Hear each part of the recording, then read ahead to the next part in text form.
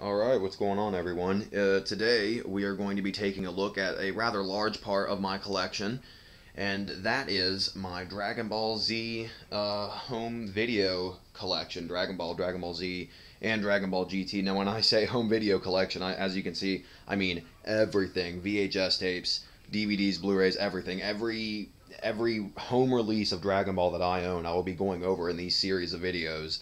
I've received a few requests about going over my home video release, so it is finally here. Let's go over them. As you can see, I got all my tapes laid out on my bed.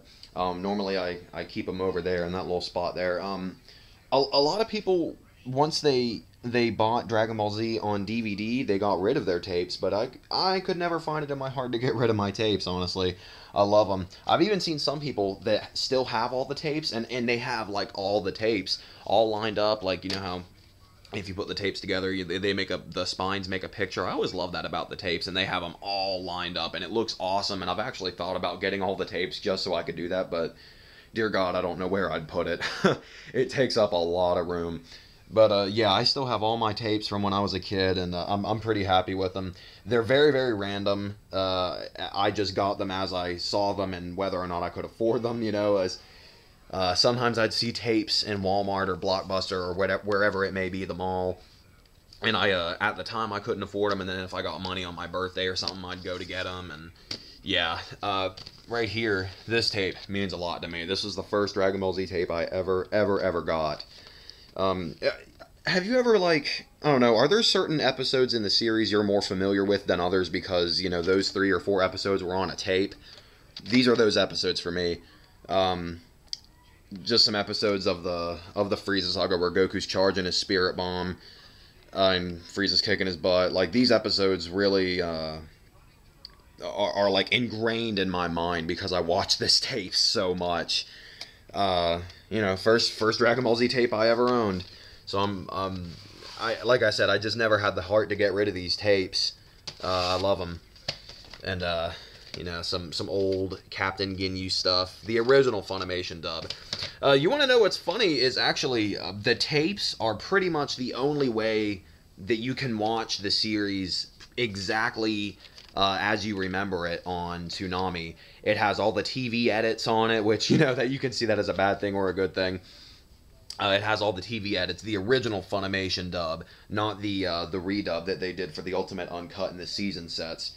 You know, there's a lot of things. I remember when I would watch the Ultimate Uncut, or not the Ultimate Cut, excuse me, the season set DVDs, a lot of stuff they changed from, you know, the tapes and the original single DVDs.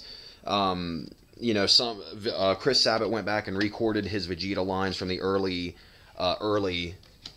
Funimation dub like this. He originally had a much lighter Vegeta voice, trying to mimic Brian Drummond, and then he went back and did his deeper Vegeta voice that we're all familiar with today. I don't know. I love these tapes. I haven't watched them in forever, and I probably never will watch them again. But I just like looking at them sometimes. You know, just take a trip down memory lane, you know. I always loved the little commercials before the tape would actually start. You know, you'd get the commercial for DragonBallZ.com. You're like, remember the old Dragon Ball Z website? And it was Funimation.com. Like, you remember that? And they would have little previews for whatever tapes were coming out. And I just always loved the little commercials on the tapes. And then you had the stand by for Dragon Ball Z coming next. And, you know, the little the Dragon Ball Z theme song, the that one. Yeah. Oh, so nostalgic. I love these tapes. These tapes, I remember I got at a Blockbuster. These Two Trunks tapes. Two Trunks tapes. Try saying that.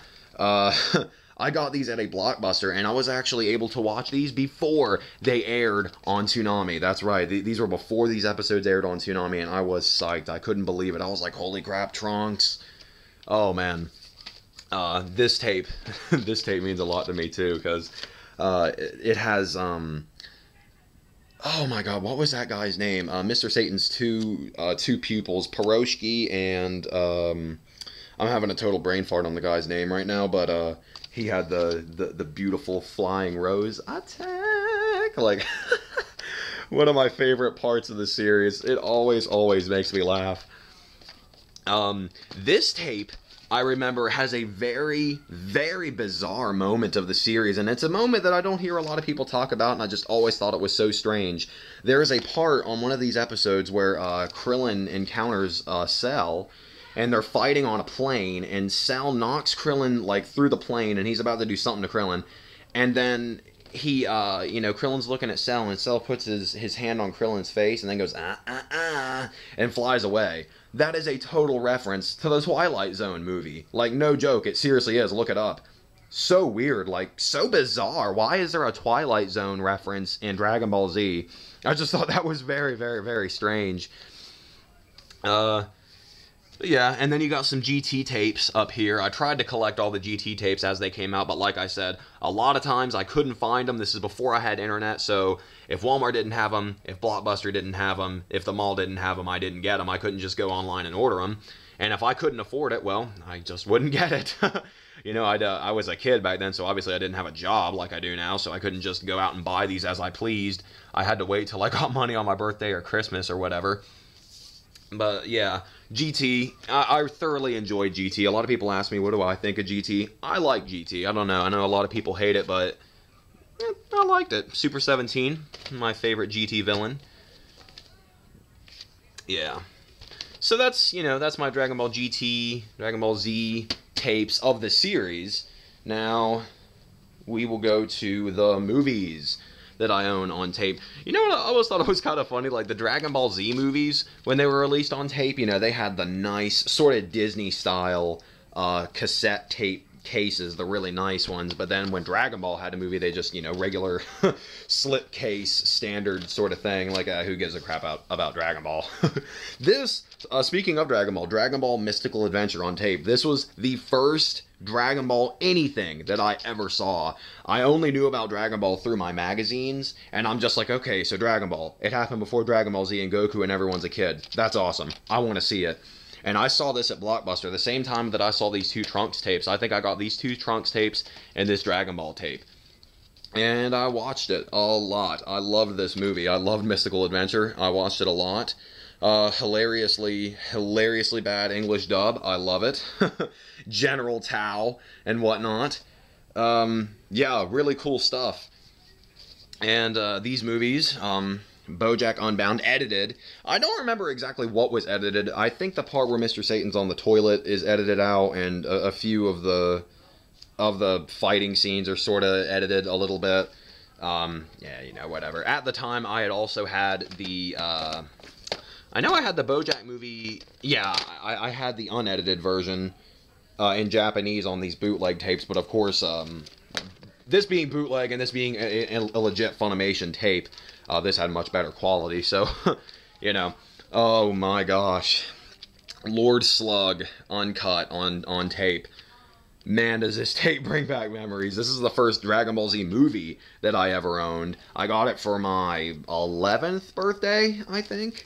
And, Disturbed, Deftones. This is how I got into Disturbed. I actually really became a huge fan of Disturbed when I was going into my teen years because of this tape. I actually got their album, The Sickness, and because of Lord Slug, I loved all the Disturbed songs in this. For some reason, I didn't really get into Deftones, although I did like a lot of their songs. And Drowning Pool, I kind of got into because of Dragon Ball Z and because of WWE, too. They used a lot of Drowning Pool songs back in the day.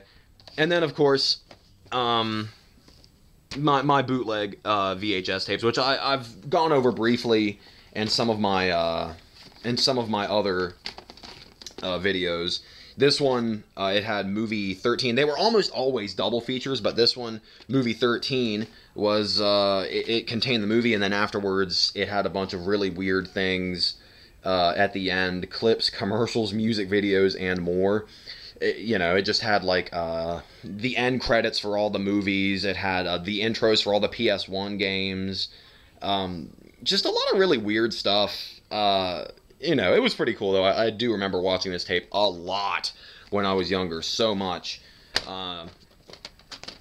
I thought it was awesome when I was a kid that I got to watch all of these movies before they even came out in America. This was years before Funimation dubbed them, so I I thought I was awesome.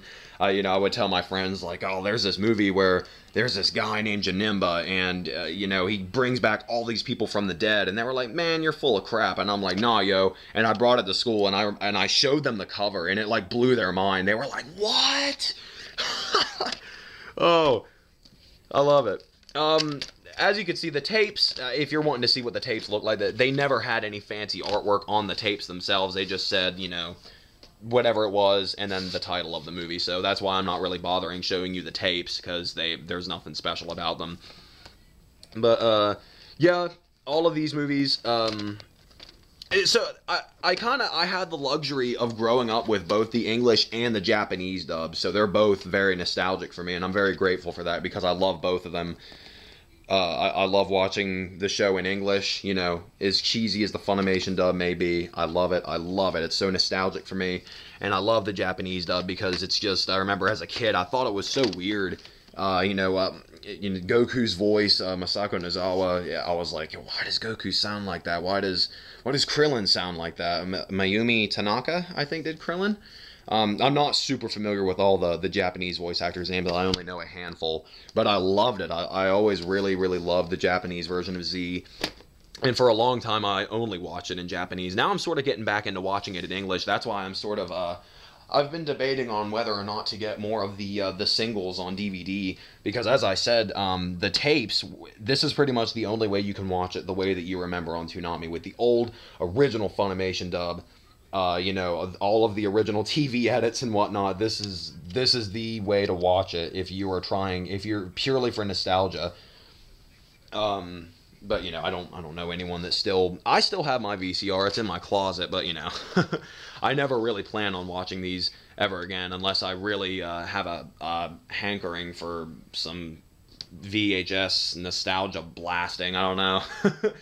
But okay, so that's pretty much a look at my tapes, just the tapes in my collection. In my next video, I will be going over all of the DVDs that I own, the season sets, Dragon boxes, Kai, movies, everything. So I hope you enjoy this. If you are still interested, tune in for part 2, coming soon.